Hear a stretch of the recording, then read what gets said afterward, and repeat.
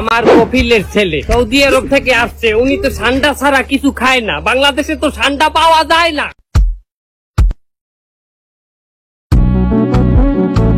অনেকে ঠান্ডা, গিরগিটি ও গুয়োসাপকে একই প্রাণী মনে করে থাকেন, বাট এদের দুজনকে দেখতে কিছুটা মিল থাকলেও বাস্তবে ঠান্ডা এবং গুয়োসাপ এরা দুজন ভিন্ন প্রকৃতির প্রাণী।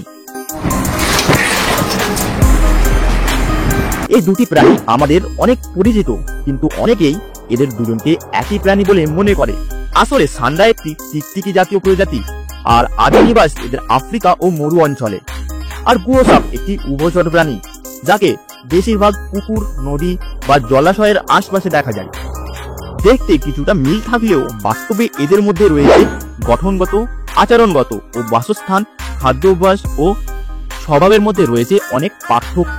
ঠান্ডার দেহ ছোট এবং কিছুটা চওড়া, আর লেজের দিকটা সামান্য মোটা ও কাঁটাযুক্ত।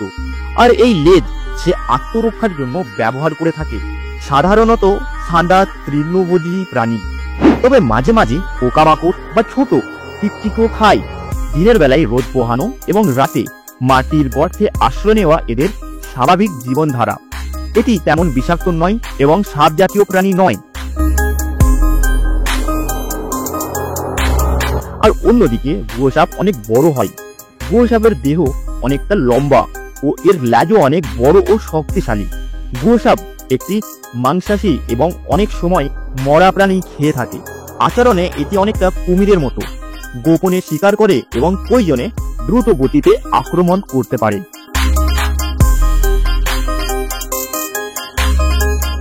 গুয়োসাপকে অনেক সময় বিষাক্ত বলা হয়ে থাকে, যদিও এর বিষ মানুষের জন্য কতটা মারাত্মক তা নিয়ে মতভেদ রয়েছে।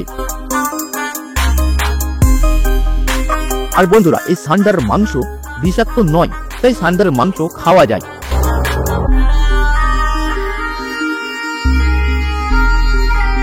পৃথিবীর বেশিরভাগ দেশে ষান্ডা একটি বন্য প্রাণী, আর সেই সব দেশে ষান্ডাকে পোষা, ধরা বা মারা আইনগত অপরাধ। যদি কেউ এমনটা করে তাহলে তার জেল বা জরিমানা হতে পারে।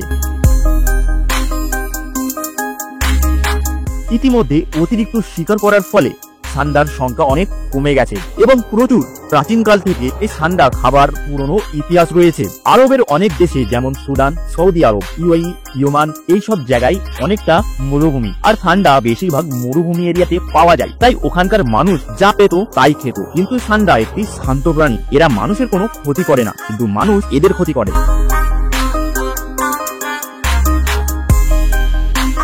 আর অন্যদিকে গুয়োসাপ যেহেতু সাধারণ মানুষের ওপর হামলা করে না, তবে মানুষের আশেপাশে থাকলে আতঙ্কের কারণ হতে পারে। তাই মানুষ এই গুয়োসাপের থেকে অনেকটা দূরে থাকে। তো বন্ধুরা, ষান্ডা একটি টিকটিকি জাতীয় প্রাণী, আর গুয়োসাপ একটি মাংসাশী ও আক্রমণাত্মক প্রাণী। আর এদের দুজনকে দেখে বুঝতে পারা সহজ যে এরা দুজন একদম আলাদা প্রাণী। কিন্তু তাও বাংলাদেশ আর আমাদের ইন্ডিয়াতে এমন অনেকে রয়েছে যারা এই গুয়োসাপকে ষান্ডা, গিরগিটি বলে খেয়ে নেয়।